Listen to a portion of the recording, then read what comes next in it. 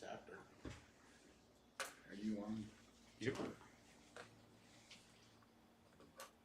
Call commission meeting to order, January 7th, 2026. First up, we'll have a pledge of allegiance. If you would rise and I can. Commissioner Lieu, would you lead us? Yep. I pledge allegiance to the flag of the United States of America and to the republic for which it stands, one nation, under God, indivisible, with liberty and justice for all. Thank you.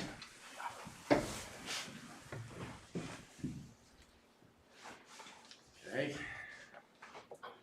I have a motion on the agenda.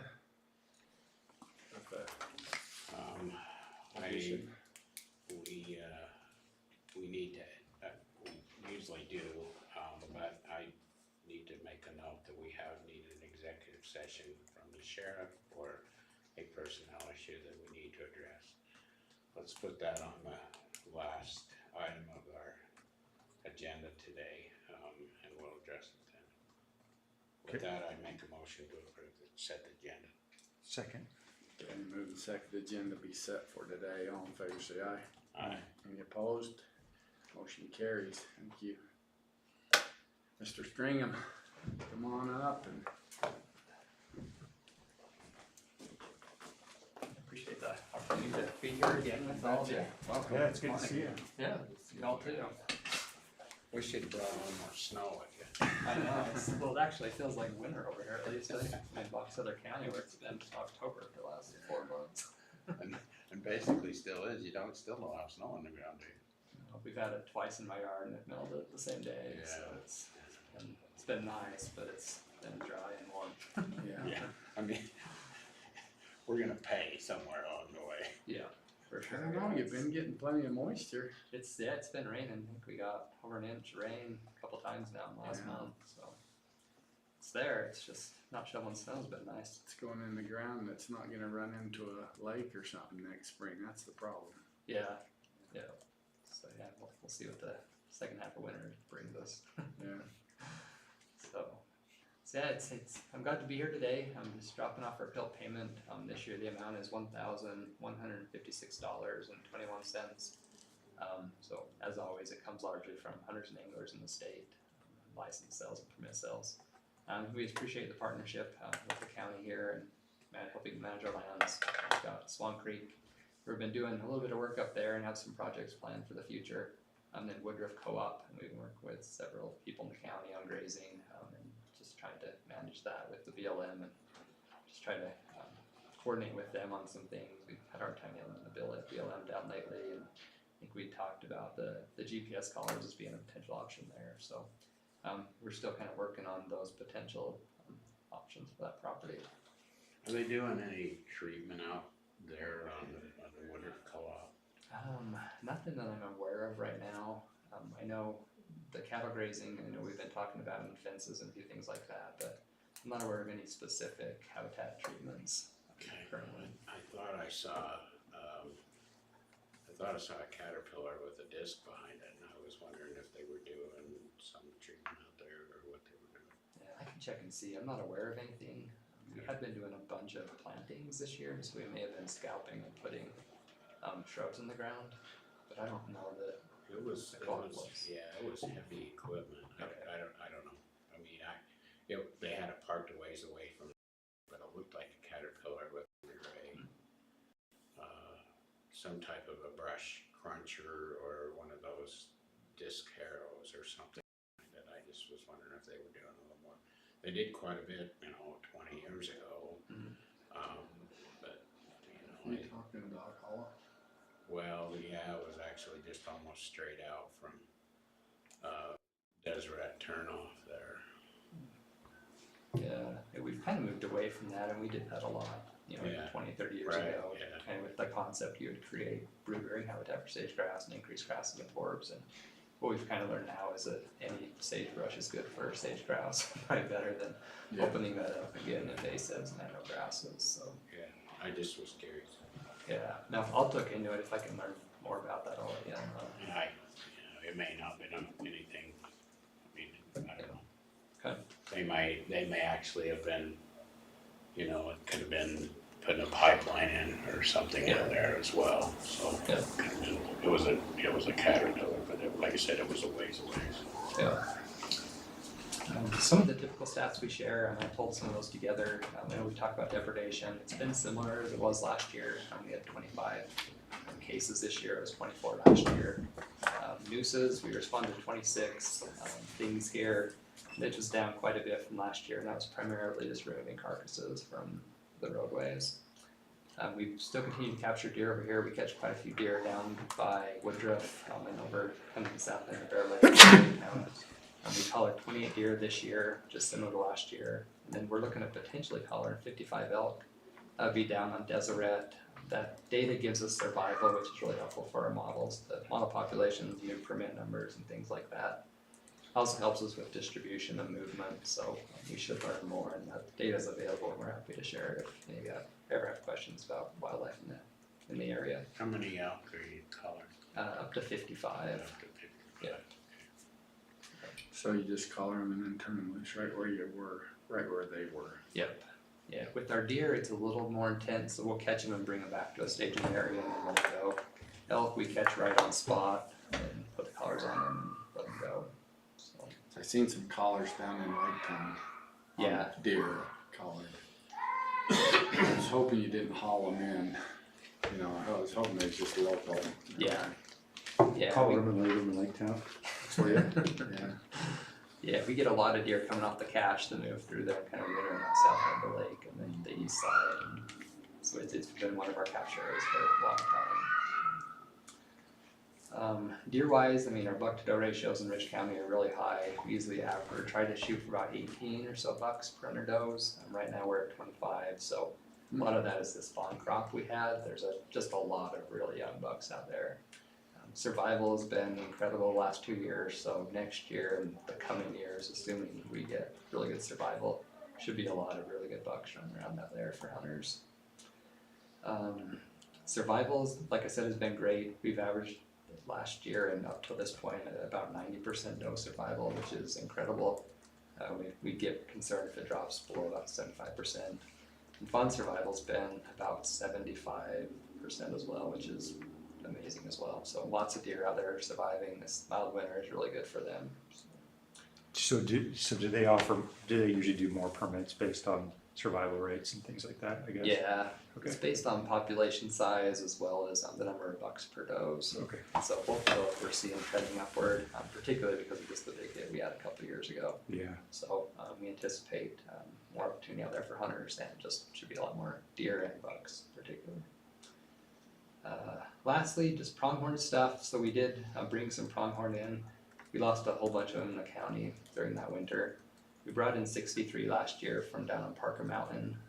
They're doing all right. We lost about a third of them, but the other ones are moving around, and we've been just moving their, watching their movements. Ideally, they're not going to be getting into trouble, but if you do have areas where you have concerns, let us know. I know.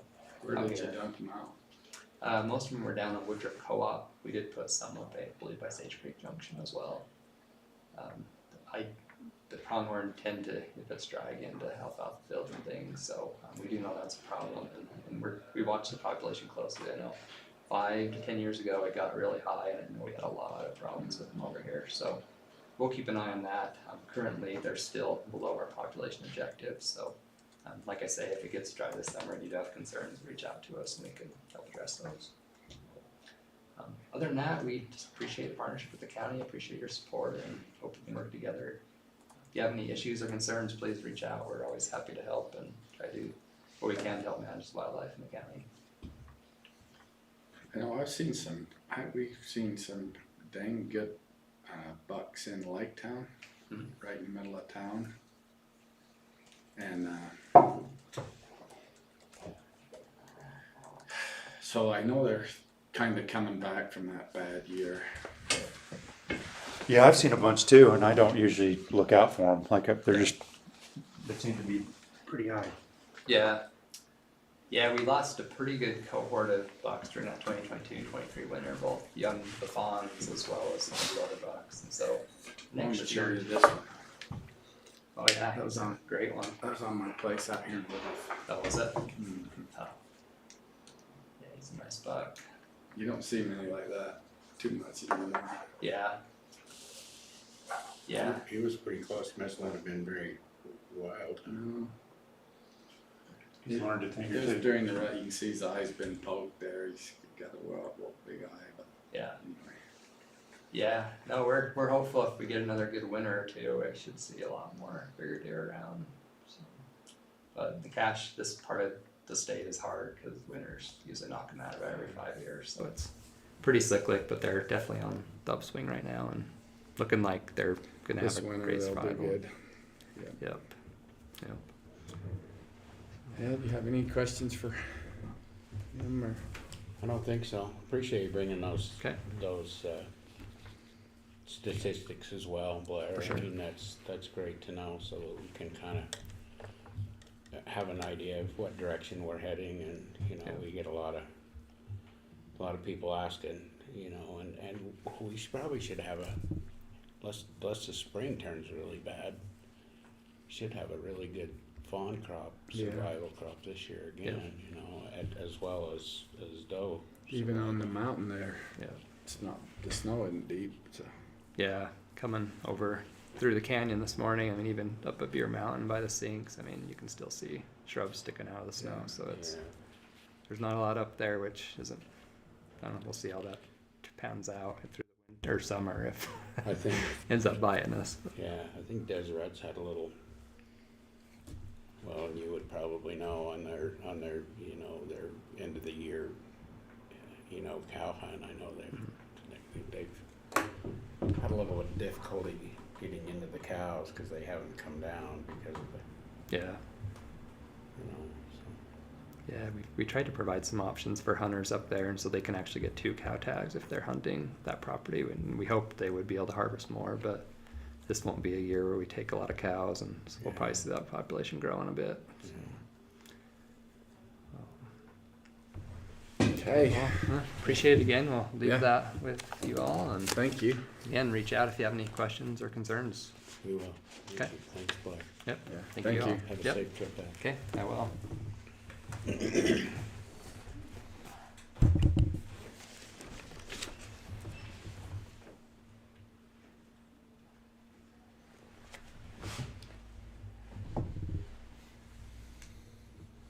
$31 million total funding invested.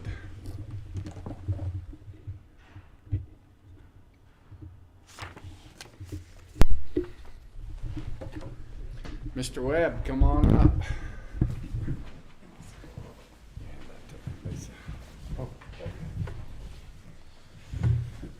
Glad you're here, Clayton. Yeah, thanks for coming in. Really good to see you, Clayton. If you wouldn't mind stating your name for our record, and Clayton Gene Webb. thank you. And who you represent, Clayton? Yeah. American Legion for the Randolph, or I shan't say Randolph, Rich County's commander for 'em. Okay. Says Brandon's gonna help you. Is he coming, or are you gonna go without him? Yeah, he's the one that made the suggestion. And, so our last meeting, was a Christmas party, but, we kinda had a vote on it, and I had a person from,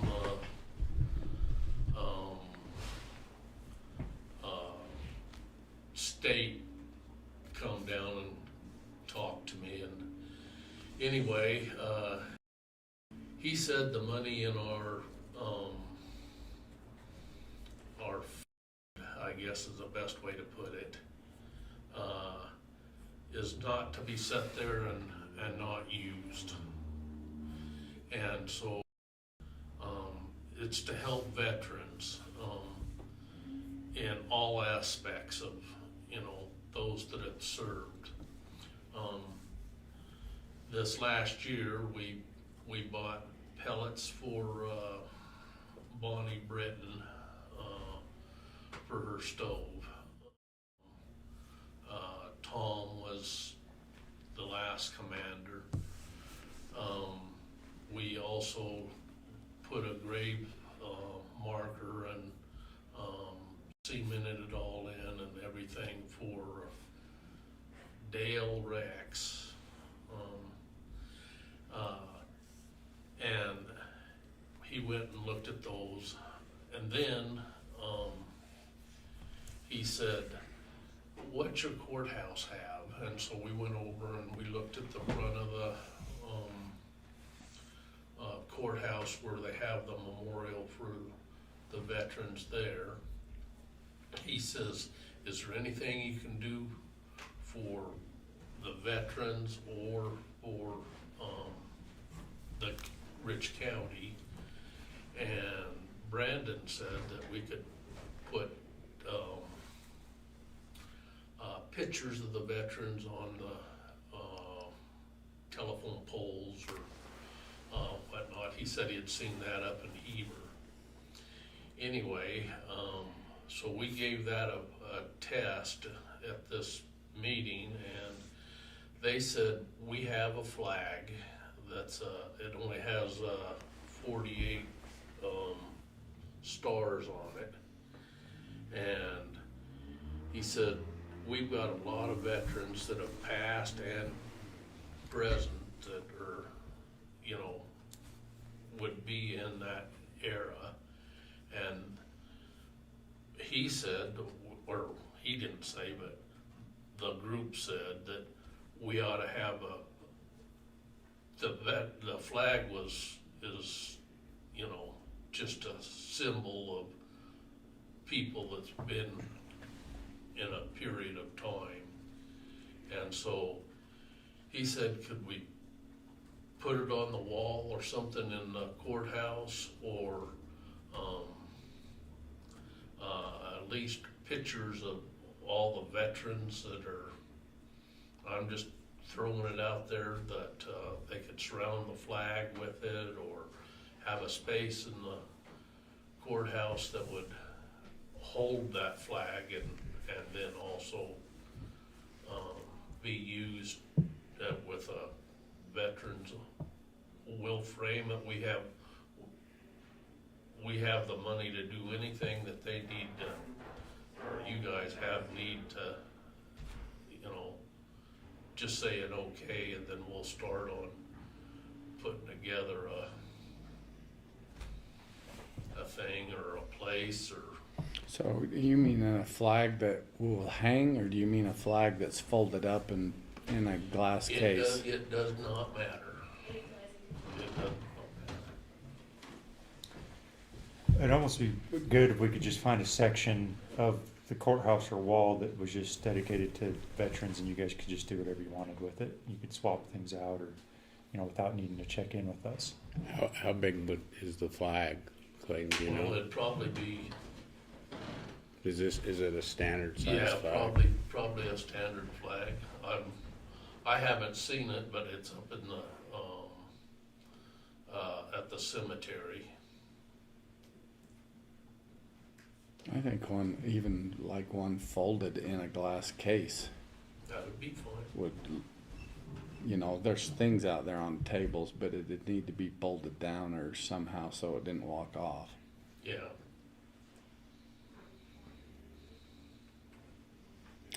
So when you talked about pictures of veterans, how many veterans, how many pictures would that be? How many would there be? I haven't a clue.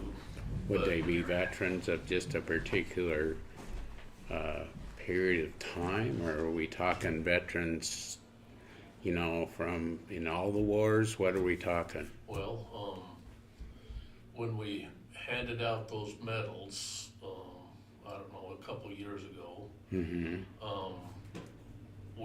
it had a specific, you know, time frame that they would have earned that medal. Mm-hmm. And some of them had already passed, but there's some that still, or, you know, I don't know. I mean, I'm just looking for suggestions. I don't know if they had 3x5s or something that they could put around, or a bulletin board, or So do you have, I guess what I'm wondering, do you have pictures? not yet, but, you know, I can, You're just wanting to know what sort of space we would give we you, would want and or need, or, Yeah. and, then you could fill it. and then we could, you know, I'm not opposed if it's nice and classy, you know, and not just Oh, a, yeah. not just a bulletin board with, right. yeah. We'll put them in frames, however they need it, or, you know.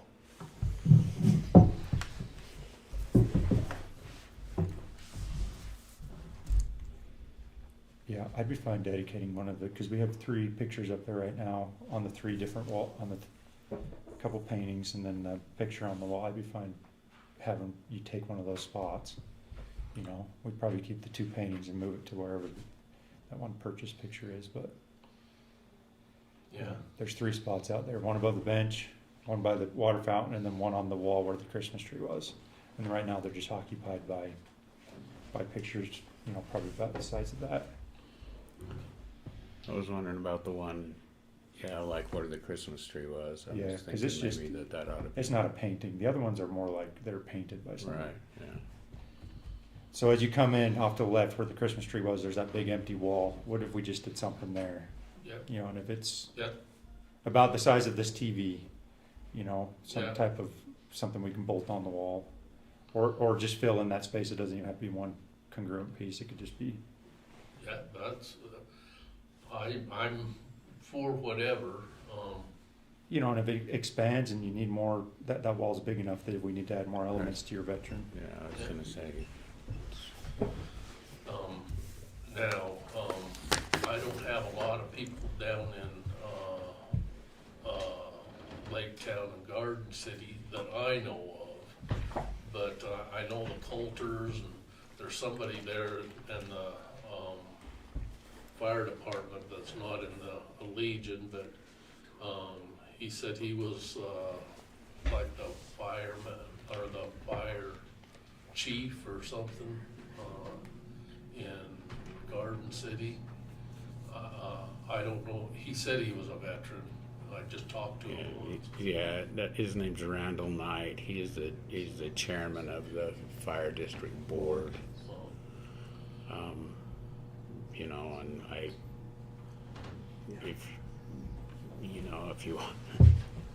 if you wanted to, you know, contact him and wind him up, I'm sure that he would come up with those who are residents, you know, I and know Ray Lutz and, Russ Harris, they always come to our, you know, funerals and stuff, Yeah. but, yeah. Randall's a proud veteran. If you're looking for a resource of somebody to help you, he might be your guy. But if you're wanting to keep it more Randolph specific, I mean.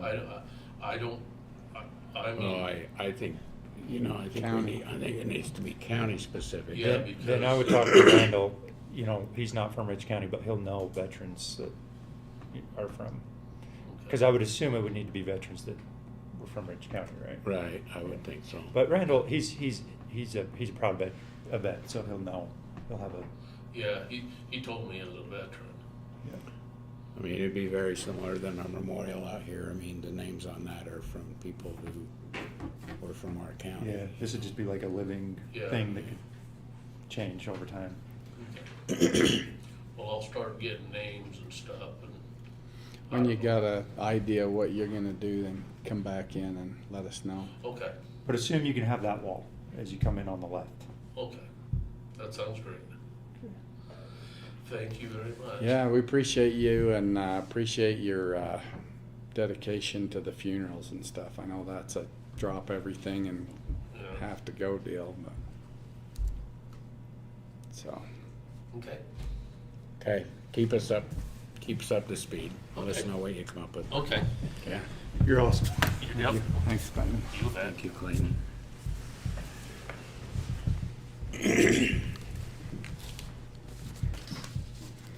Okay, next on the agenda is Let's see what Travis. Okay, yeah, let's do it. Travis, all your people are here with you, and come on up.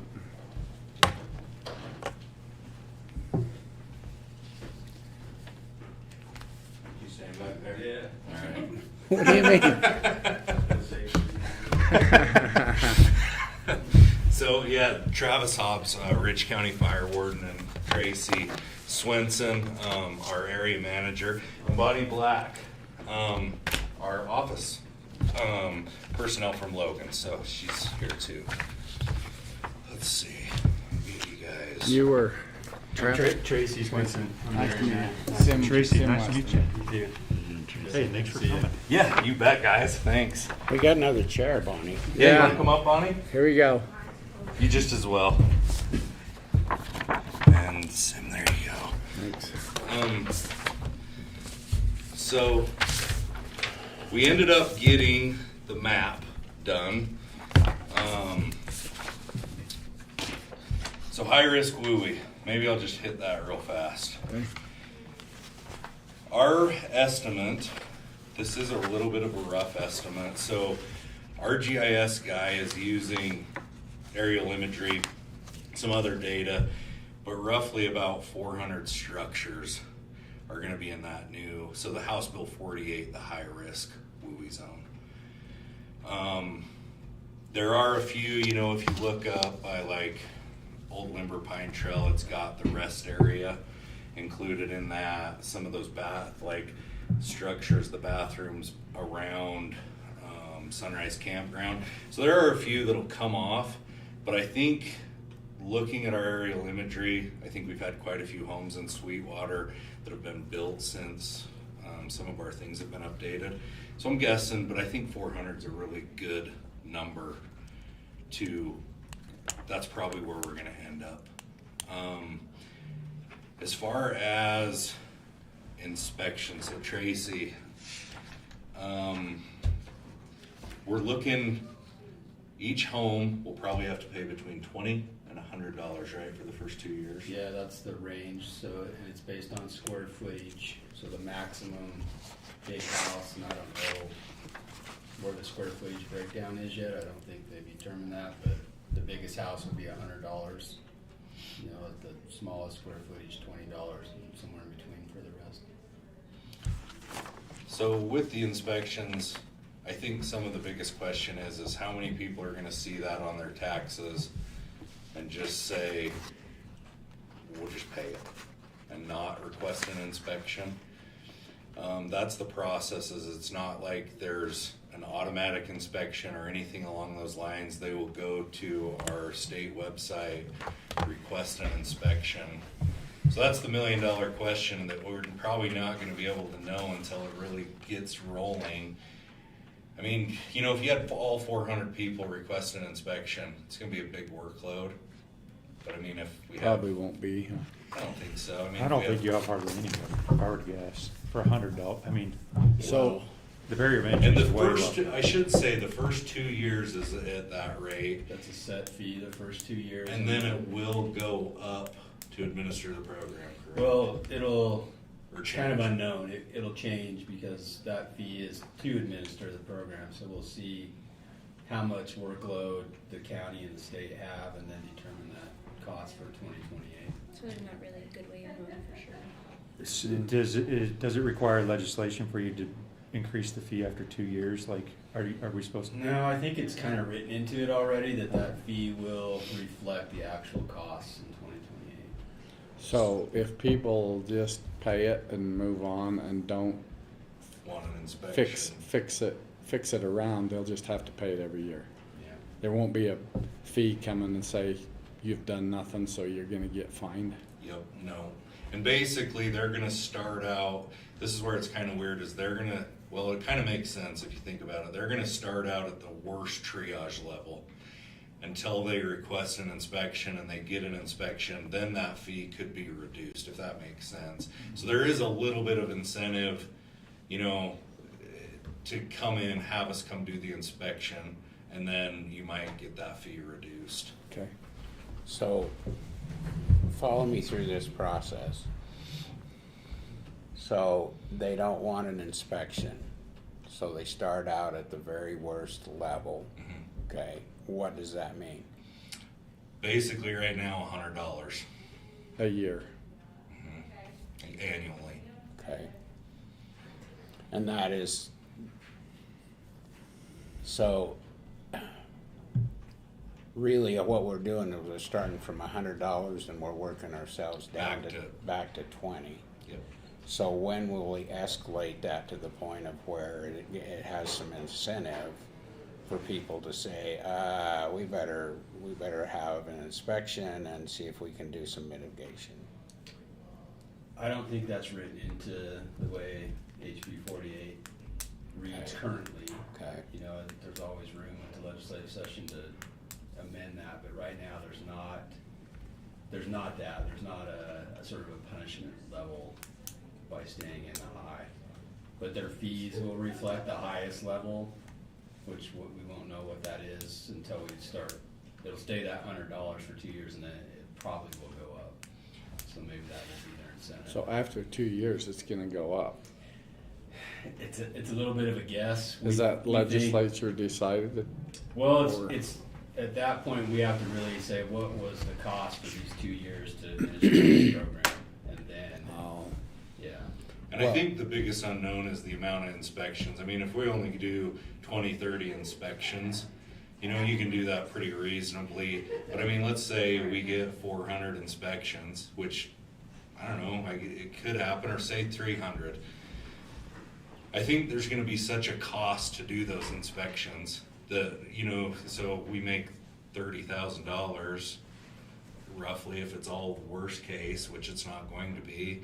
It's not a whole lot of money to administer all those inspections. I don't see it covering, so in my opinion, and it's just my opinion, but I think we are gonna see fees raise up in 3 years. It feels that way for sure. Yeah. Well, Which will give more incentive to do something. because there's really not gonna be an incentive. I mean, $100, there's gonna be a lot of complaining, but at that point in time, it's kinda like, it's just part of our taxes. I mean, Yes. our garbage fees are high anyway, and they're, you know, and, you know, the cemetery district, they just raised their taxes, and the fire district just raised their taxes, and this is just another, you know, and so I don't, you know, and the other issue about that, well, it is what it is, but that's what I say, if it was an escalated scale of saying, you know, for the next 2 years, this is what your fee's gonna be, but, you know, until you've actually had your property assessed, you know, then there ought to be another level of, you know, $500, so that it, because we're not gaining any ground if there's no incentive for people to do anything. For sure.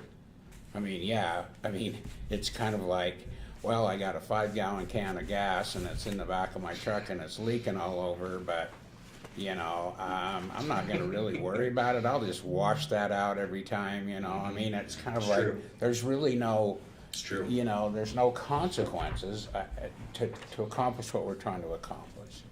I guess that's my, and I realize, Tracy, that it isn't written in the legislation that it would be an escalating thing. I think the biggest thing is I think we're just trying to get the program off the ground and maybe that's the best way for it to work, is that as we move through this, you know, we haven't got to do all 400 at once, you know. I mean, you know, I'm guessing there won't be, I hope there's a few. Yeah. I hope there's a few Me that too. will, you know, and I think there is, that would like to Oh, be yeah, proactive. I've actually been just surprised at just the people seeing the news. Like I've done, I think I've done almost 20. Have you? Like just people calling and saying, is there any way you can come up and give us a heads up so we can, I'm happy to do it, like run up, Well, that's good. look at it. I went to a bunch of the homeowners association meetings, brought up that this was coming, and like, so I've been pretty impressed. There has been a lot of people, and some guys have actually done some crazy amount of work recently. So I think we are seeing some good things come of this for sure. Like I hope. And I think the other thing that will be helpful is as people embrace it and do some things, the peer pressure of them doing some things and their neighbor not. Yes. That could You be know, too. that will maybe give some an incentive to like, well, you know, do something because we did what we can and you're gonna be the problem, and so, Yes. you know, it is what it is. So I guess I'm a little curious. Do you guys wanna see the map? I could actually, Yeah. can I put that on the, I didn't bring There's one over there. is there? For sure. I can actually show you guys the. I'd like to, yeah, if you've got it up close. Tracy, can I switch you seats? What's this big meadow? Is that on the Deseret? That's right. Deseret. Yeah, home range. Oh, that's the home ranch? Yep. Okay. Oh, well, that doesn't, we can take that off. Yeah, it's kinda, this map, I'm gonna warn you, it's a little, it's done through, well, we'll get into it, I'll show you guys. It's new. A lot of modeling.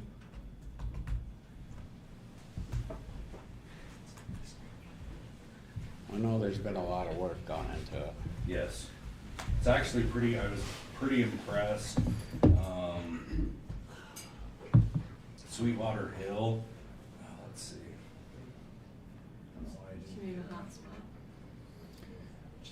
The county guest should work. It's Perfect. open.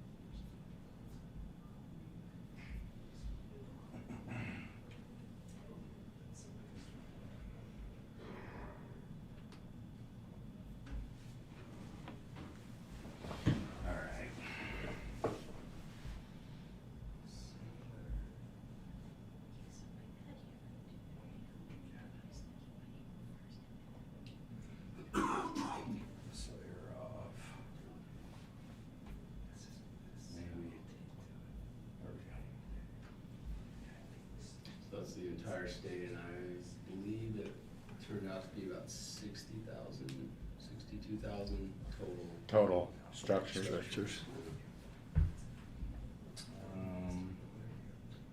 Well, we can at least see the county line, if I can get some street data on there so we can actually see where we are. So if we start up at the Utah-Idaho border, oh, I think I can turn on city boundaries too, so you guys can see that, let's see.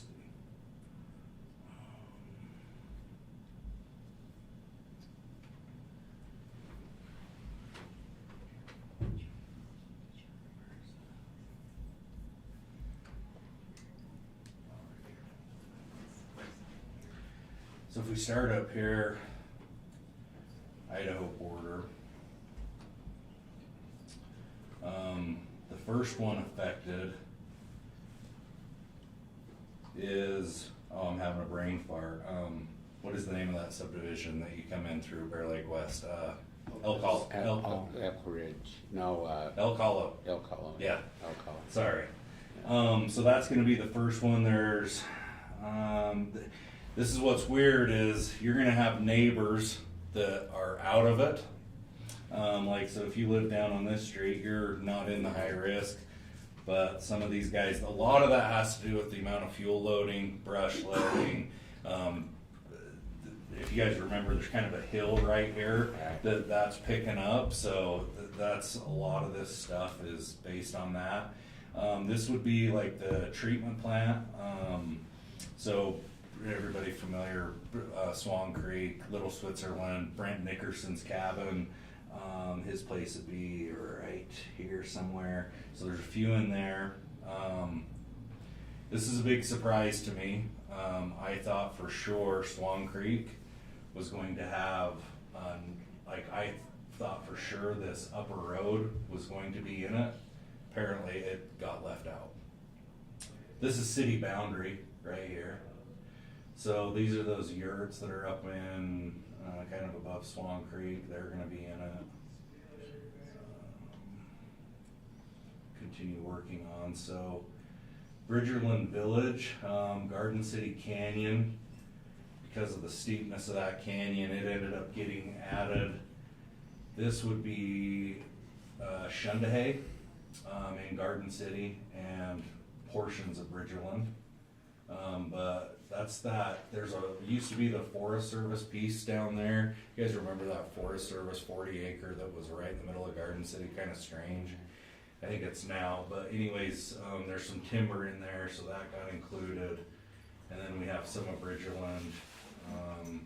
This would be the top of that Shundahay mountain, so US 89, oh yeah, right here. That's the big loop, like Bryce Nelson would be right here. Looks like he got left out. So that, that is kinda low there then, if it's below that horseshoe. Yeah, yes. I'll zoom out just a little bit. We'll see. There's been a few, yeah, so this is the rest area. So the light tan, Travis, is that Garden City boundaries, yep. Yep. Okay. So a lot of this is gonna be, Garden City boundaries. With the black line, county line? Yep, right here, yep. And these weird, I'm not exactly sure how that's a really strange, I'm not sure. Maybe that's the end of the oh no it is. So Sweetwater Parkway's right here. So this would all be county, in this red right here. So this is all Sweetwater Parkway. And if you look, it's pretty much all of the homes above Valley View Drive is almost where the breakout is. The Upper Hillside Association, almost every home in Sweetwater, which that kind of would line up to what I think. So this is, Sweetwater Parkway coming around here. Who decided this? So it was done through multiple modeling scales based on flame length, topography. Fuels, Yep. past fires. Google Earth, or was there hands on, or was it? No, it's all this. Right now, it's all objective modeling. There's no subjectivity to us going out and ground truthing it. We've been asked to do that, especially for ones that were like, that doesn't make sense. But they didn't want to put a whole bunch of subjectivity into it to start. I mean, I'll be honest, when I saw this map come out, my biggest concern on Sweetwater Hill is that area in red though. Right. Like, it's pretty amazing Absolutely. how good they got it. Like, I was actually really surprised.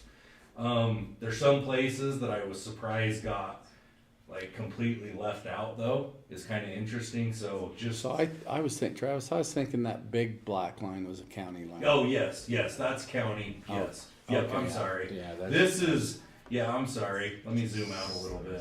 Yeah. So there's the county line here, and then the city boundaries. I'm sorry. So the county. Yeah.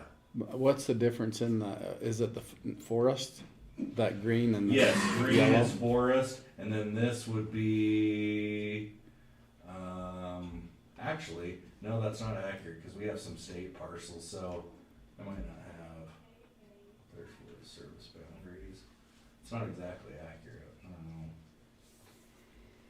know. Well, yeah, I've been nervous for Pretty- Sweetwater pretty Hill close. for years. Yeah, it is right, 'cause actually. They have a lot of big, beautiful homes with Yes. lots of fuel around it. And what really scary up there is the road width. Yeah. Some of the cul-de-sacs, I mean, you do a 50-point turnabout in a pickup truck to get turned around, they're kind of scary. What is interesting, and this one like really surprised me, I thought for sure we would see some of this stuff on the east side. So this subdivision, Vista Grande, first point boat ramp would be right here somewhere. Right here. I'm really surprised these guys were not included. Really heavy fuel loading there, but that's pretty much it. We have Home Ranch. So you can see we don't have anything, through Randolph, Woodruff. This is Home Ranch. Mm-hmm. So all the structures there around Home Ranch got included.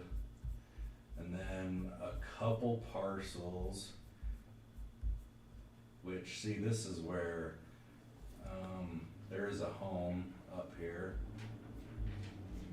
off the Curtis Creek Road. It's actually in Rich County, so there's one. I think there might be two, or I looked at that. There's three. Yeah, they have structures in there. The old Chernus Yep. compound. So that's up Monte Yeah, Cristo. Millie Springs Yeah. Road, yep, and here's Curtis Creek Road coming off the top, but, so I mean, could definitely, it could be worse, I guess, you know? Yeah, Could have a lot more. absolutely. I was glad, I was a little nervous, you know, some of the stuff like on Manhead Road, were they gonna include all those ranches? That didn't get included, which I think is a good thing, like, I don't think, you know, it's, I mean, is it a risk? Of course, there's always a risk of fire, but I don't think it's like high risk, so I think it's really pretty good. Yeah, I'm surprised there isn't more. Yeah. That's been the general theme across the state a little bit, kinda surprised me how more. I mean, really, like, and I think that's what they were wanting to tackle was those highest risk. I don't know, yeah. That makes sense to you guys, at least now we can see it and know what we're up against. So, we also have the option as a county to expand that map, right? Mm-hmm. And so I guess, yeah, we should jump into maybe we'll talk about the Wildland Urban Interface Code. So, in 2006, Utah put together it was called the 2006 Utah Wildland Urban Interface Code. According to the state, they thought every county had completely adopted that in about 2008-9 timeframe. What was kind of funny is Bear River Association of Governments actually shot an email to Anneliesa, and she forwarded it on to me, and I'm like, well, I think we're good as a county, and I kind of was asking her, well, it doesn't look like, after talking with Ben, talking with Mitch, is Mitch here? There he is. I don't think we have that in code. Talked to the building inspector as well. He didn't see anything. What's kind of weird though is I'm out doing lot inspections, so somehow like some of it got rolling, but I guess what we need to do is adopt the 2006 Wildland Urban Interface Code as a county. So HB 48, I keep calling it 46 for some reason, but HB 48 requires every municipality, county to have that as part of this new law. There's a brief summary in here. I won't go into it like crazy deep, but yes, what Bill was asking is the county will actually need to do a wildland urban interface map, come up with areas that they think, like if a home is built in, they probably ought, or a subdivision, that they probably should fall under this set of code. It wouldn't affect, so this code would only affect those areas the county selects. So you know, if like a subdivision comes to, let's say, south of Randolph in an alfalfa field, it wouldn't really affect like a subdivision there. But if a subdivision gets asked like behind Sweetwater Hill, then it would need to meet all the criteria of this code. And it includes things like building materials, type of construction that's done, making sure like road widths, water lines, all of those types of things are in place.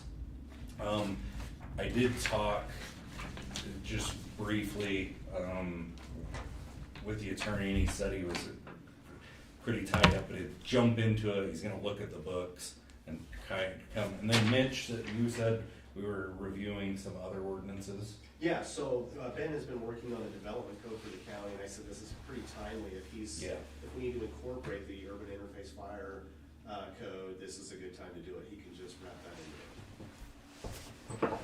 So and I didn't really know how what that would mean if it goes to planning and planning and zoning and then comes to whatever, but I guess it's something we ought to probably to be in compliance with state code. So we need to adopt it. Yeah, and the other thing is, what's crazy is talking with Dusty, he didn't think we were even eligible for like mitigation funding, all of that stuff, if we didn't have it. So that's what's weird. I don't know. Who knows? So this is the 2006 code Mhm. that was, you didn't have to adopt it until House Bill 48. Well, technically, all the counties were supposed to be in 2000. I thought it wasn't mandated, and they specifically said in House Bill 48, now it's Yeah. mandated. I think that's for the cities. Okay. Yes. Cities, because it was never mandated on cities. Now it's mandated for every community. But either way, we need to go. Yeah. There is a bit of a link there with the, another House Bill CWS cooperative wildfire systems that we've been working on since 2017. And to be part of that program in a municipality, you have to adopt it. If you're not part of CWS, you actually don't have to adopt it, but all the counties are in CWS. I was gonna say, we adopted the Yeah, CWS. Rich is in, so, yeah, you need to. So, by adopting that, well, okay, so we need to adopt it separately from that? Well, it ties you into being part of CWS. It's one of Okay. the requirements for being part of I CWS. remember vividly discussing this more than once about adopting the code, and I was pretty sure that we had adopted it. I think Yeah, we and I were a thought- little, I think we were, you know, it was a 2006 thing, but I think it was, you know, 8 or 9 along in there that, well, it was in 2008 that they basically said that in order to participate in the programs that you had to adopt the code. Dusty was quite sure, like, it was all done, like, well, in fact, when I got talked to Anneliesa and then to Ben, and I asked Dusty, I said, do you have anything? And he's like, no, they got it, they have to have it. It doesn't, and I guess honestly, it doesn't, we're just something we need to just, We just need to do, I mean, if we adopted it, great, we'll re-adopt it. yeah, or whatever, put it in, and I think that would help too, like the building inspector, like to have those codes, like if there's a new home built, like, you know, he can utilize those hard codes and be like, yes, this is good, this is not good, especially in those woo-wee areas. I think it'll help. So are you automatically our inspector, or do we also need to assign you as the No, inspector? so that's what's really crazy, is I've been doing lot inspections since I got here, and Dan was doing them well before me, and that's a pre-construction lot inspection that's part of that WUI code. And then I kind of pass that information to the building inspector saying, hey, they need to get, you know, like a house up on Sweetwater, if they're high risk, you know, we're probably gonna make them do Class A construction or make sure they have 30 feet of defendable space, things like that. So yeah, I kind of, as the warden, I'm already in that role to do those pre-lot inspections. Do we for need the to county. actually assign you under House Bill 48? I don't No, think so. you can just keep doing it? Yeah. Okay. And the other thing I was gonna ask you guys is this, I feel bad for Randolph, Woodruff, Lake Town, you know, to come up with all of this stuff. And I've been digging, trying to come up with some help for them, because for them to get an inspector to do it, I would just suggest, and this is just me, I mean, they're gonna have maybe 1 or 2 structures a year. I'm happy, like, if the county's good with it, like, I can help them do those inspections. I mean, it's literally like maybe a couple hours. Yeah, I assume that's what you were gonna do anyway. Yeah. I don't know about these guys. I mean, I just feel like I ought to just be that helping hand. Like, now Garden City's a little different animal, and I already talked with them, and they've got things in work. I mean, it'd be quite a workload, but yeah. The other thing that's I thought was really cool is when Anneliesa sent that information, Bear River Association of Governments has put together ordinances. It's Dirk Anderson. I don't know if you guys have ever worked with him, but anyways, he's put together ordinances. Like, he's got a nice to help these small communities, even the county, meet these codes and put it all together. So I'm going to suggest that to those other communities and just try to help them out as much as we can. It's a template. Yeah. Yeah. Brag's good to help Yes. like that, so. Yes. And it's a big ask, you know, for them to come up and map out like come up with these maps, and it's I mean, I get it, it's a burden, so yeah, try to help them out. as What much as we can. obligation do we have as a county to tell you of other places? Well, that's the other thing is I know of a place that's 100 times worse than the home ranch up west here. we probably should be making sure, like, when we need to put a WUI map together. I think a good solid WUI map, and it's something I can. And that's the urban. Yeah, it'd be the rural county's version of this, of that. and so you're gonna try to incorporate everything, like that we could potentially have a wildfire that would spread from home to home. We need to have some sort of a map. Garden City was just working on theirs, and I had suggested to them to maybe use like the canal that goes from Swan Creek, both directions, out and around through their boundary. I would say anything above the canal like would be a good starting point for them. That's kind of what they're doing. With the county, I think there's a few different ways we could do it. We could look at things like that, like above the canal, and maybe just jumping onto boundaries. There is a lot that, I guess there's more places that I just think about that aren't like included on this map, but we should definitely include. So, and you said jumping from house to house, so if there's just a single cabin up there, it's included? Still, I or think, do it yeah, have to I be still think we should include that for sure. Okay. Don't have to just be several in a row. Yes, for sure. Yes. And just knowing that it's there, it's a risk. We can put it in like our community wildfire protection plan that we have for the county, and just knowing, all these structures, I think could help with future planning. Yeah. And that's what's hard too, is like, I've over at South Eden, up South Eden Canyon, there's a project going up there, or a nightly rental of some sort. I don't know what it is, but there's like little Quonset huts, I guess you'd call them, or yeah. But it's kind of interesting, like, I mean, it concerns me up there, like the sagebrush is over my head. I don't think there's, like, we don't have really any water. Like, we get a fire rolling up there, and just getting on, yeah. So the other one is, and we've already discussed that, you got Vista Grande, who, there's pretty significant fuels around Yes. that little, I don't know what there is, like 10 houses there. That maybe. Rattlesnake Gulch. Yeah, yeah, and No water. why that isn't there, and the water supply is a concern, and so, that's something that we probably ought to, on our county map, probably ought to Yes. identify. Yes. So I'll start working on that and get that map. I think I can have, our GIS people help me do that. I think we can come up with a good one. Ask Dusty some of his opinions and get that rolling. So I think it'll be good. The other thing that I was just going to mention, and I think I did talk to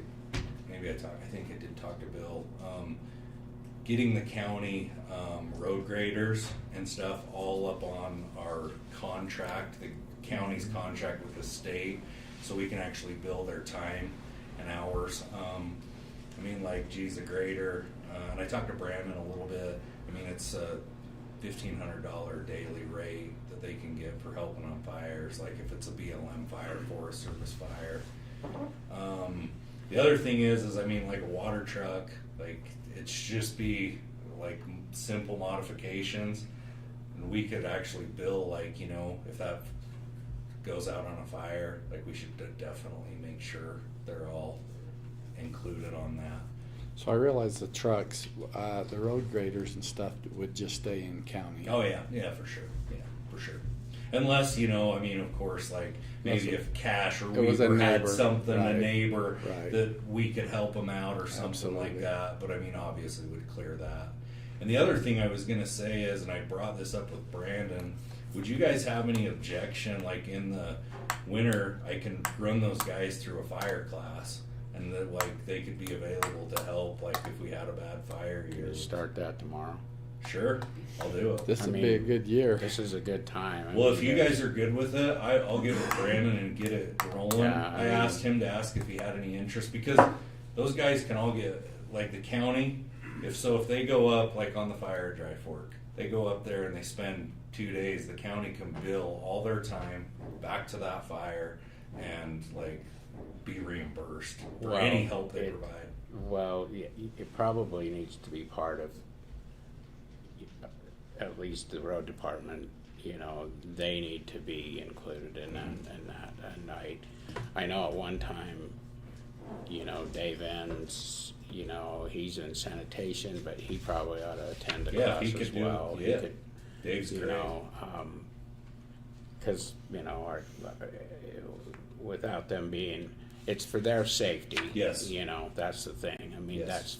and if we're, you know, if we need all hands on deck, I mean, it's been more than once. I mean, it's like, you know, we sent both our road Yes, graders out South Eden. on that South Eden. Yes. You know, there they were out there but, you know, for our own safety, if we'd had an issue, you know, We could have done and, you know, we would have been liable, cause there was no training for those guys. And, you know, I mean, our cats are available as well, so, you know, we need to be on board. Just, you know, it's not been great years, but when we do have those big ones, those pieces Yes. of equipment need to be available. Yeah, and I mean, and it can I mean- help save the county. Well, and that, thousands you and know, thousands they're, of dollars, they're you know. just literally, you know, if within the county, they're just literally minutes away. Yes. You know, that's the thing. I mean, Well, they've been a great help. Like Brandon, I mean, helped us immensely on Dry Fork. I mean, was there in no time, bolstered roads. We were able to burn off the roads, and honestly helped that fire keep it from spreading worse. I mean, it's And your local firefighters. yes, and I mean just having them plugged in. So if you guys are good with it, I'll see it, Brandon. I'll just schedule it up and try to do it as soon as possible, especially before they get super busy. well, I was gonna say, we've been in such a slow winter. Yeah. You know, this is a great time to, you know, to get them through the course. Yeah, And and, get it done. and honestly, I'm like totally good too. Like, if it's a big snow day and they're all out plowing, we can postpone Yeah. that day's class till tomorrow, so they don't gotta. Like, we'll work around what they gotta do. So. Yeah. Talk to him and see. I think Cool. that's important. Cool. Okay, I'll do it. That's really all I have, guys. I did get the truck ordered. Did get a water tank. That's gonna be the hardest part, but I think I found a company in the Dakotas that's actually got it in production, so I think we should have it ready to roll. Like, I'm hoping end of March. I'm gonna just try to do a lot of it in house and just handle it. And yeah, so it'll be good. So Good. Great. appreciate you guys. Yeah. Tracy, you got anything for us? No, I'm just backing him up for the HB 48 stuff. So, you know, there's a lot of rumors going around with it. You When know. he has to enforce legislature, he needs a little backing. Yeah. Yeah. Yeah. So, the only thing I Did would I say that add, out loud?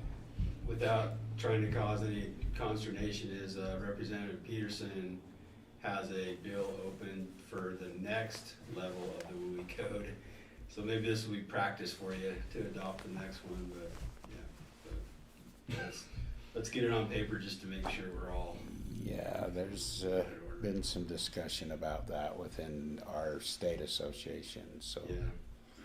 Bonnie, you have anything for us? I'm just here to tag along. Perfect. Getting her out of the office for a day is always good. And she's never been to Randolph. Well, Oh. stop at the Yarn Bakery and get you Yeah. a cinnamon roll. And Stops there before. you already, you've he already took been you there? You don't know priorities? Yeah. It's beautiful and I'm happy to be here. Thank you. We're glad you Well, come. thank you guys. Yeah. Thanks for coming here. Yeah, appreciate it. Snow, thank you. Nice to meet you. Nice to meet you. John. Travis, you're awesome. Yeah. Appreciate it, Tracy. It was lovely to meet you. Keep those two in check, would you? I do my best.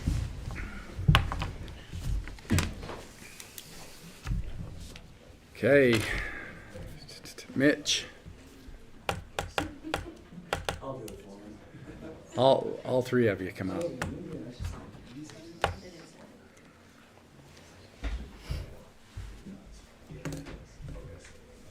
For sure, I'll do that. Thanks.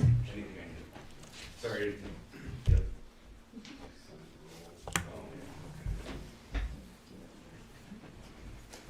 State your name and what's going on for the record, I should please. be really polite and stand up and shake your hand. Yeah. You know, I'm gonna do it. Good to see you. Samantha, how are you? How are you? Bye. We're standing for you. How are you? I'm doing good. How are you? Good. Thanks for Hey, coming. good to see you guys again. How you doing, Bob?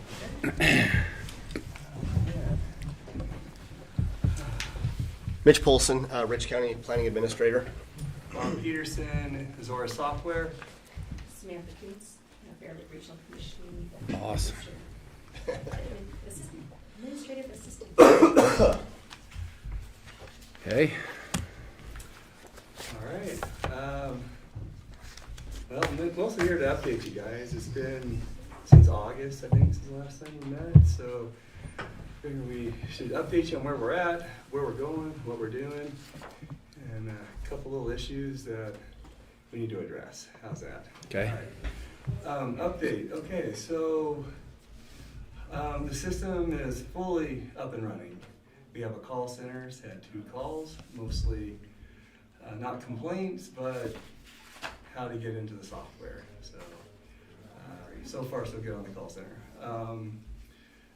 The registration module is up and running, both for renewals and for new permits. The renewal process has been running since late August, September, and your window doesn't close till March 31st, so we'll talk about that here in a second.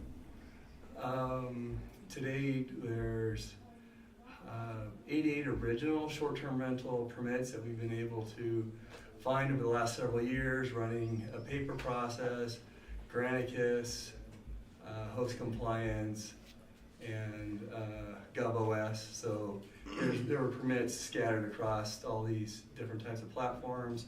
So we spent a few months just collecting the data, normalizing the data, and patching holes so it would work in our system. Renewal letters went out to everybody in September, and Facebook posts and whatnot to try to community outreach to get that process up and running. As of right now, we have 45 successful renewals of the roughly 88 that we started with, right? So we're about 50%. Considering that there's still 3 months left in the renewal window, I suspect there'll be more.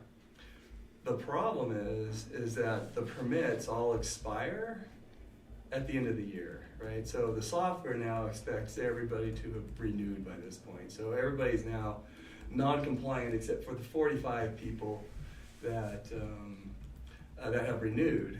So there's this quasi-weird grace period that you have between now and March 31st, where they're technically unpermitted because their permit expired, but yet the window is still open. So you almost have a 6-month window for renewal. That's not great. So one of the proposals that, as the end of 2026 rolls around, that we change the renewal window to be September 1st to December 31st, so it matches the permit expiration. So when we see non-compliance going into January 2027, it's a true number. Because right now, what we're going to have to do is see that everybody's permitted, that the system now thinks is non-permitted, who are in that grace period, plus the true non-compliant properties. That makes sense? So one of the first requests is between now and, I guess, renewal time, that we could change the ordinance or update the admin rules that the window be from, September 1 through the end of the year, which would fall in line pretty much with what Garden City does. And that gives 4 months to give the renewal and get your fire inspection done.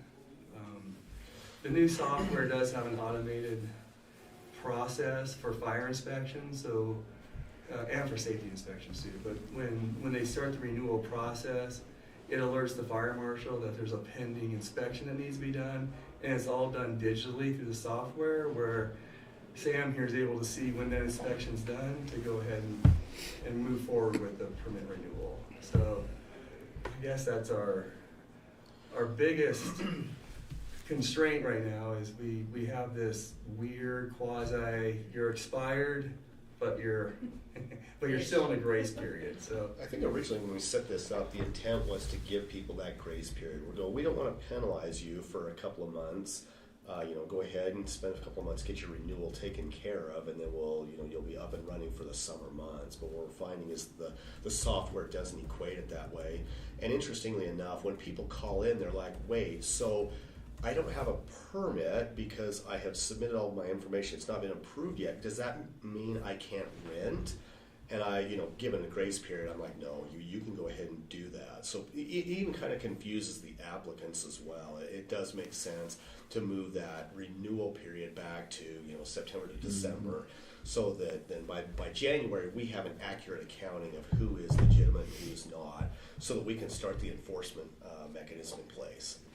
So this year though, the renewal letters went out in September. Yeah. So the basically the basic adjustment basically just needs to say they've got from September.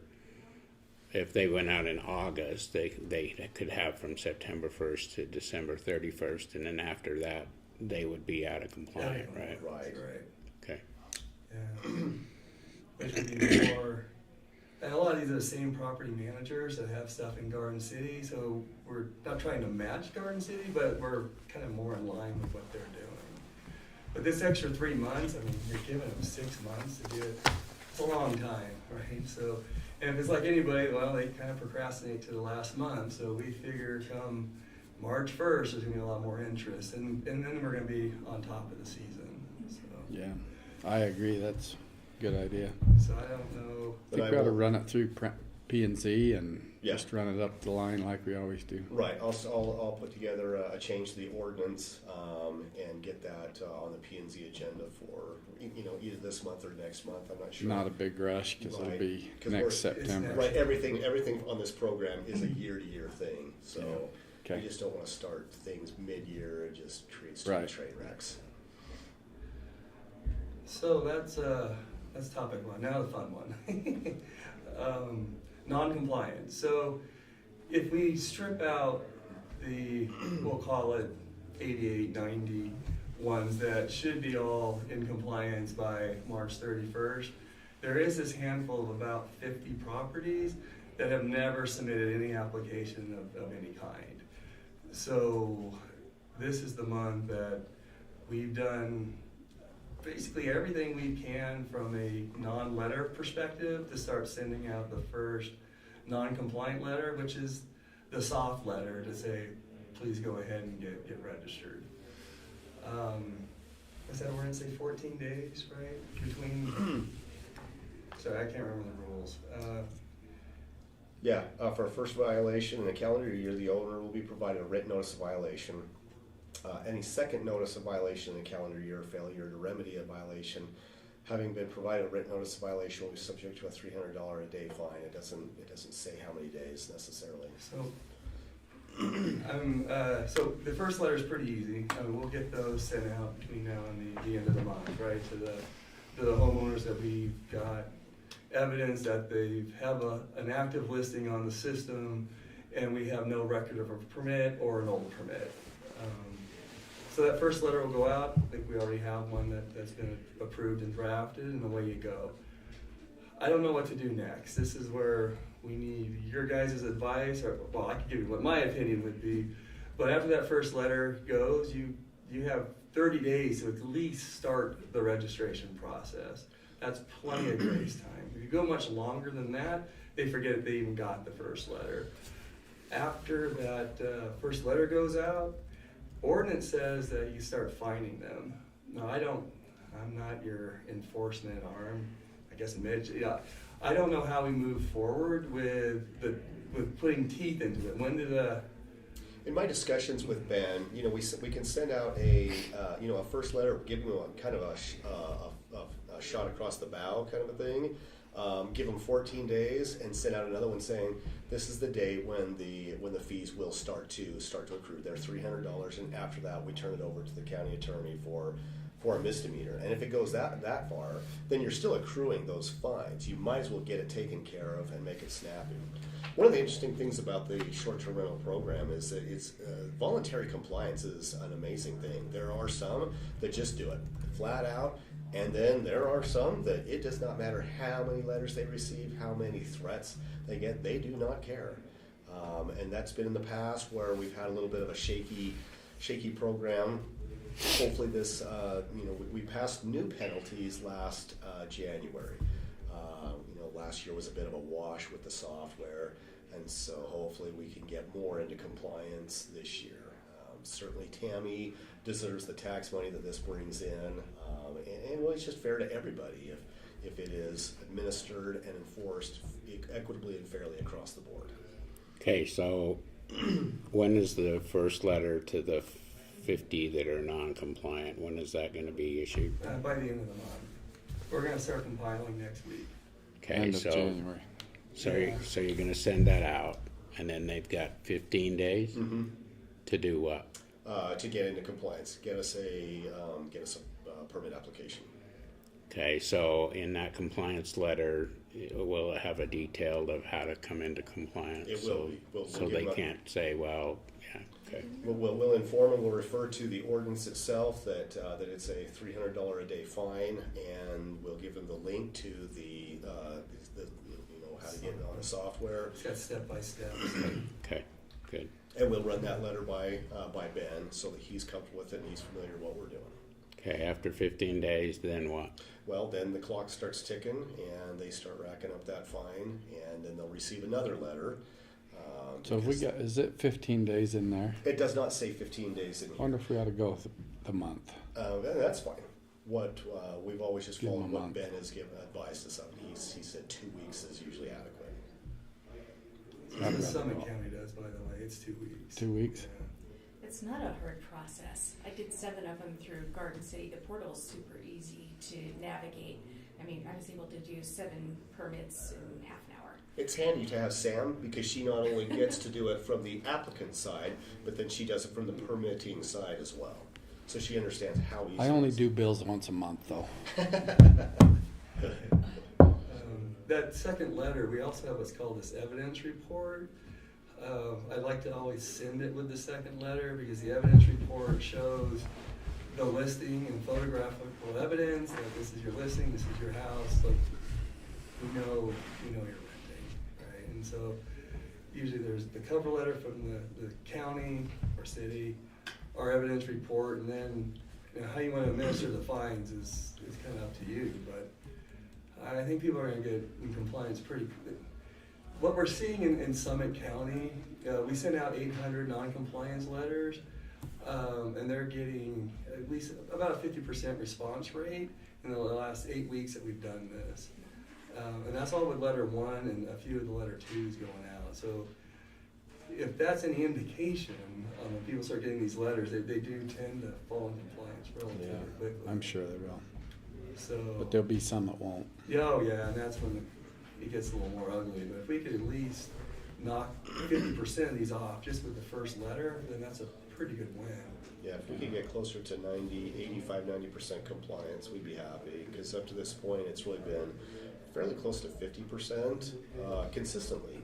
So We figured you guys need to know we're not going rogue. This is what's going to happen because I appreciate you coming in today and updating us so when we get phone calls, we'll know. when the letters go out, I always say that's an action that requires a reaction, and you guys might get some phone calls. No doubt. So, hopefully they'll all come to her, but Hopefully.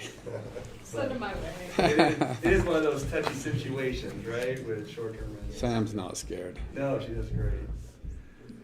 So there you go. That's our update anyway. Well, What thank we plan you. to So do. you want to leave it at 15 days, or you want to go to 30? I'd do a month, but you guys, Well, I think if you're planning zoning, probably needs to talk about also allow people brand new permits mid-year. I mean, I would say they probably need to pay the full price even if they come in halfway through the year. But there needs to be, do we allow people to renew anytime and with a late fee, with like a hefty late fee? Well, once the renewal window closes, you have to start the application process all over again. you've blown it. Yeah, these fees really only apply to new applications. But your guys' fees are so ridiculously low. I can't imagine anyone not. At $25 a head for a new permit versus 15 with Okay. renewal. So I'm getting what you're saying, if they, because we have a renewal price and Yeah. a new price, okay, that's not Yeah, what so so next year, this year we're being ultra, I mean, I feel bad for everybody, right? They're on their third or fourth system. Yeah. Like, this is like the grace year. We've been really good with people, I feel. But going into 2027, into 2026, you're on the same software, same routine, second year. You've gotten letters, you've gotten warnings. Like, if you can't get yourself renewed by December 31st, the end of this year, then you're starting all over again. You're gonna pay that penalty of $10 a head. Which isn't a lot. No, it's So- ridiculously Per night. low. Yeah, per Okay. person. Yeah. But, yeah. Yeah, but whatever you guys think. So yeah, the renewal window closes March 31st. So after that, everything becomes a new permit. They won't have the option to renew with a fee. It'll have to be a new permit at the $25 per head instead of. For this year. Yeah. Got it. Next year, December 31st. Right.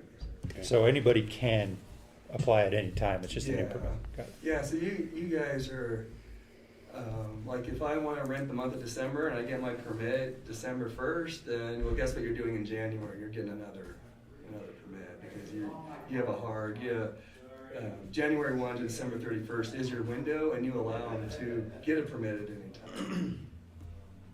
So, and that's pretty common. Yeah. Okay. So do we need to take any action with this? I don't think so. I'll make some changes to the ordinance and run it by planning and zoning and Ben, and get prepped for the upcoming year, just giving you guys a heads up on where it's at.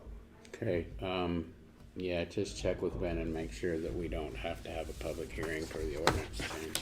Oh, we will have to have a public hearing for the ordinance changes, but we got a year, so. Well, yeah, okay, I get you. So we're jumping on it now, that we're not scrambling in the end of Yeah. summer to do this. Right. And we go another year. Spring it on everybody. Yeah. Yeah. And then, so we're gonna go with 30 days or 15, or? I mean, as it's written right now, it's 15, so I would just stick with that, but I think we should change it to 30. It's not written. Oh, It's yeah. not This written. is just, Yeah. Ben's advice to me is give them 14 days, but if you guys wanna do 30, we could do 30. Now, is this gonna be enacted this year? Uh-huh. That's what I'm saying, we don't have to have a public hearing. Oh, not for the 30-day thing, no. Right, that's what I'm talking My about. apologies, didn't Yeah. follow that. Okay, let's do 30 then. Okay. I mean, you can Let's see what. We'll just let's- push it off. let's They're all see. gonna wait till the end anyway, you know. That would be nice. Well, you've been really reasonable, but I mean, maybe next year we could shrink that to 15, but hopefully, once that, I mean, Garden City, they have really good compliance, because they've been doing this for a long time. I'm Yeah. hoping within a year or so, they know that the county's just as serious as the city, and it just becomes just routine, and we won't have Well, to worry yeah, about it. that's, and we need to step that up so that it is as serious as, I mean, that's the thing, there's no reason that, they shouldn't matter whether you're in the city or out of the city, Yeah. there's still, Doing the there's same still thing. some ramifications for doing or not doing what you should, so. I did the math, it was like we're leaving $20,000 on the table with these non-compliant Yeah. people. It's frustrating. Just out of curiosity, Garden City, are they 15 days, are they 20, 50, 30, or? You know what, they changed code. We're about ready to send out their first non-compliance letter, so I don't know how fast they're going to send them. But I know they start their tickets really quick at $750 a day. Mhm. Like, they're- $750 a Yeah, day. $750 a day. They don't mess around. So, That'll add up. Yeah. Well, I think that's why they have such good compliance. As news spreads, it doesn't take, too many applicants with that kind of penalty for the rest of the applicants to go, well, let's hurry up and get this done. I don't want to be spending thousands just because I'm out of compliance.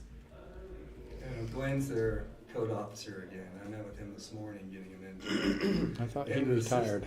He did, and then they brought him back. So he's back now. I can't wait to talk to him. So yeah, he's getting fired up about He fighting was off. gonna have a good retirement, he said. Well, He he's did, back. when he got bored. I think that's Okay, Thank you. cool. All right, you Appreciate your guys. help, Thank guys. you. thanks. Yeah, Thank you for your support. yeah, Yep, take care. thanks for coming in. Good seeing you again. I guess we'll do another Thanks, update Samantha. just Keep before summer smiling. starts. Yeah, it's then. just good to see somebody, we paid a lot of money and never really Oh, saw yeah. anybody, so we're happy that you're coming in. All right, we'll do another one just before the season starts, to let you know the compliance rates. Yeah, and how we're doing. That'd be good. All right, Just sounds take good. a few minutes, yeah.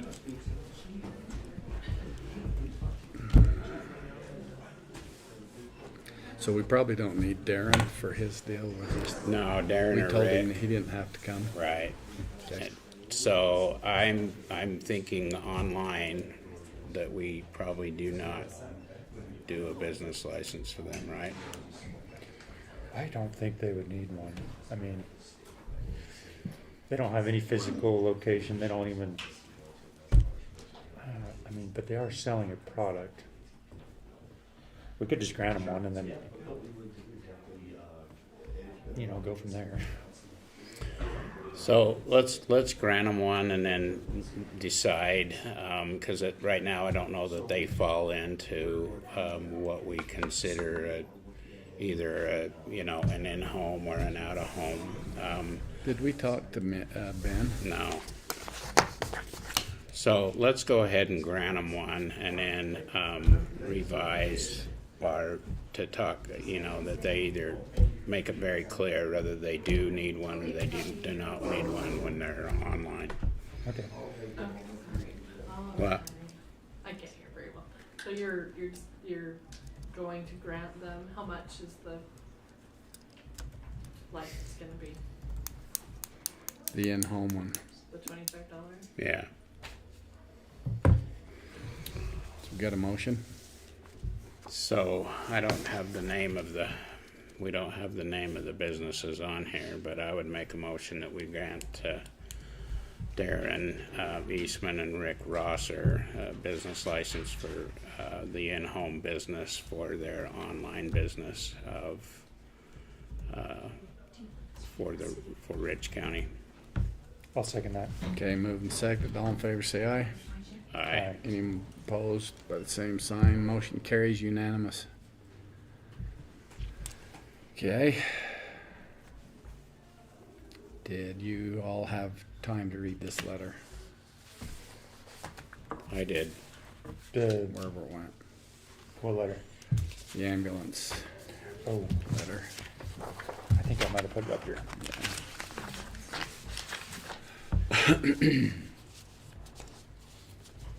Let me read it real quick. So, on that ambulance, you probably already noticed, we're like the cheapest in the state. We could raise them way more than they are, and how is this that? We have a letter here to exempt a lady or forgiveness, or at least Yeah. come up with somebody, or come up with a payment plan for her. So she's just requested some help on her bill, and then we've got a list of those outstanding, which we'll deal with. And Sim already knows this, but they just voted me back in as the president again, so that's why I'm being objective a little bit. Yeah. Yeah, no, I understand. There's a couple of avenues. There is a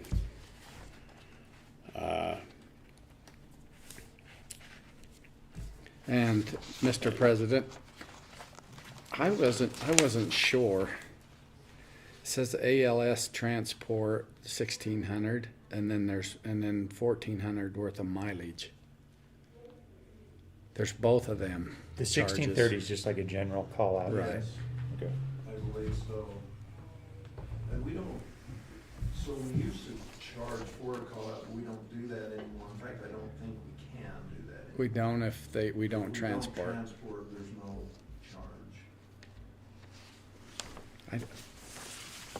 I just didn't know there were the two charges. I assumed it was. Yeah, there is the mileage on top of the actual, so one charges the call out fee and then the other, and then there's also, I think, we also had for like whatever, like an IV is so much, Okay. and, you know, that kind of thing. And for these two, And it is super expensive. I mean, and the state sends us stuff every year and say, you can raise it to this amount, and I always resist that, because especially the miles that we have to travel. Yeah, it's that adds up. super expensive. And I understand the ambulances are super expensive too, and we need to pay for them, but and like, I don't want to price people out of being able to use the ambulance, I guess. yeah, like he said, we get called out and we'll even help do stuff. If we don't transport, we don't bill. Yeah, and that is different than it used to. There used to be a call-out fee, Yeah. but I think the state said we could not do that anymore anyway, but we don't, I know that. I would like to table this letter Okay. to the next commission meeting and have some discussion with a couple of billing options that we possibly have. I don't, rather than just absolutely right now forgive Yeah. anything. Good I'd idea. like to see if we can negotiate, you know, something that, I mean, I get it. You know, she's financially in straits with both hospital bills as well as the ambulance bill, and unfortunately, you know, she was able to get on Medicare, but they wouldn't go back far enough to cover anything on the ambulance. So I'd like to defer this until next month. Would you make sure that this letter gets put on the agenda for next month of ambulance bills? Okay. Okay. And then also on the ambulance outstanding that we have that was given to us, the National Association of Counties has a component within their organization where they take bills like that and will file against their income tax returns. And so some of those bills possibly could be paid by garnishing their actual income tax. But it's just a matter of providing them with the information that services provided out there to us, and it's a fairly low. I think it's like 1 or 2% that they would recoup to do that process. So I think we ought to try that on these outstanding ones and see what we can do to clear those up. That's a good idea. Courts will do that for fines. Yeah. Can be effective. Yeah. Okay, I got the minutes here for December 10th. As I read through them, it looked like they reflected our meeting and everything looked accurate. So I'd make a motion that we approve the minutes for December 10th, 2025. Second that. Okay, moving second, the minutes for December 10th be approved. All in favor say aye. Aye. Any opposed by the same sign? Motion carries unanimous.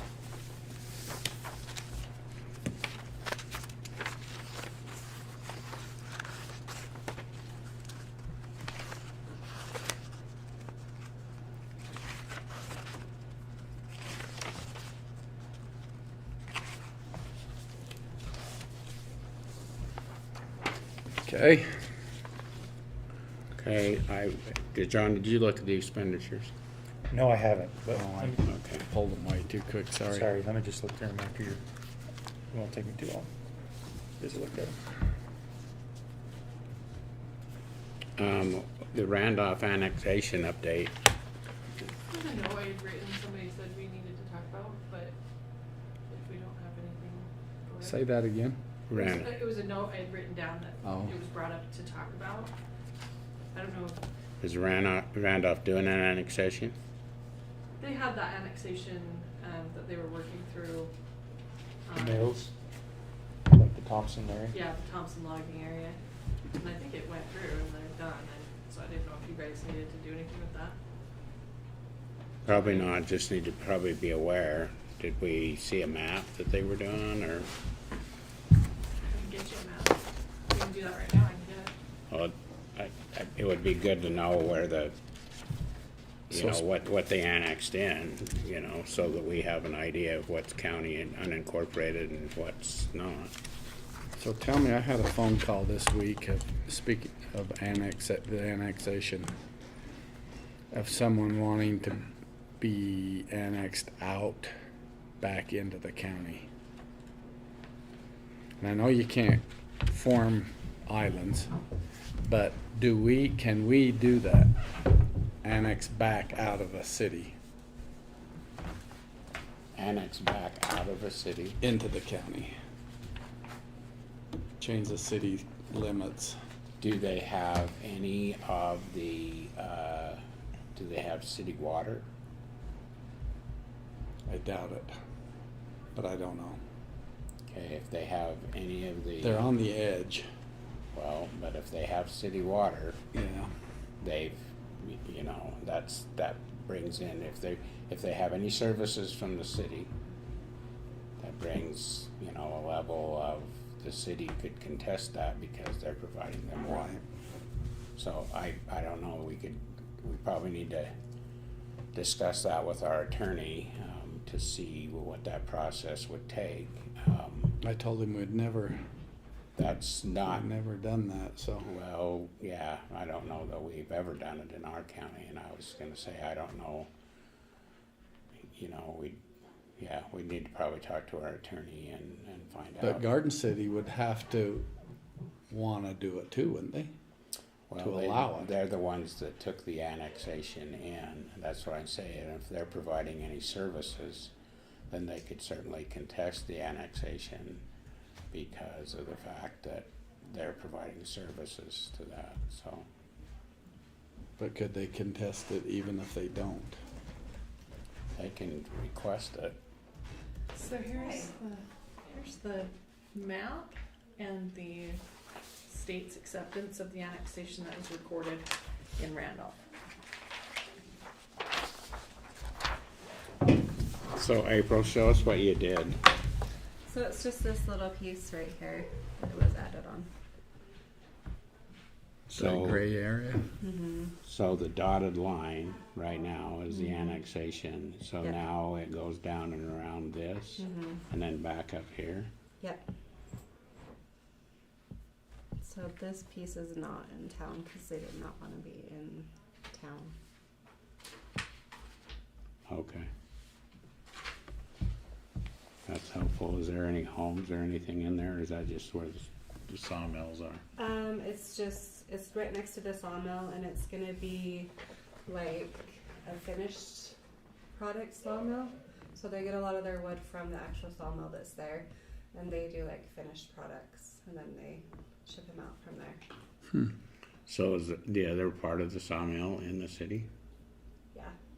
So this part up here, is that where the other sawmill is? Mhm. Is that where, so Yeah. this just comes down here, huh? Yep. Okay.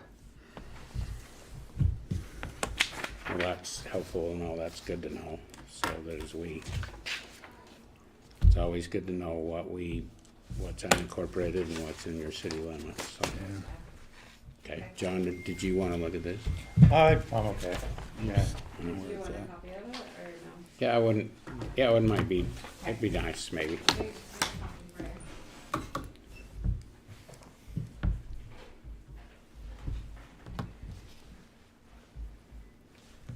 Okay, I'd make a motion, we approve the expenditures. Second? Okay, moving second, the expenditures be approved. All in favor say aye. Aye. Any opposed by the same sign, motion carries unanimous. Alright.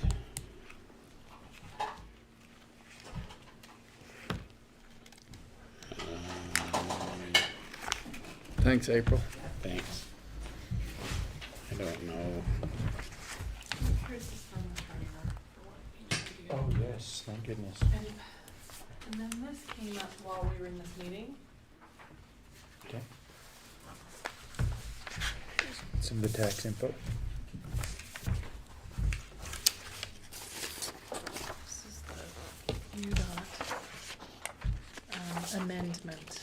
to our agreement. Thank you. I don't know if we wanna, since that wasn't on the agenda, if you wanna take a Probably- look at it and Probably not. take care of it next week or next month, or sign it now and ratify it, whatever you wanna do with that. We'll just put it on next month's. Okay, so they don't need a signature right now? I don't. Not at the moment. Okay. I think we'll be okay. Okay.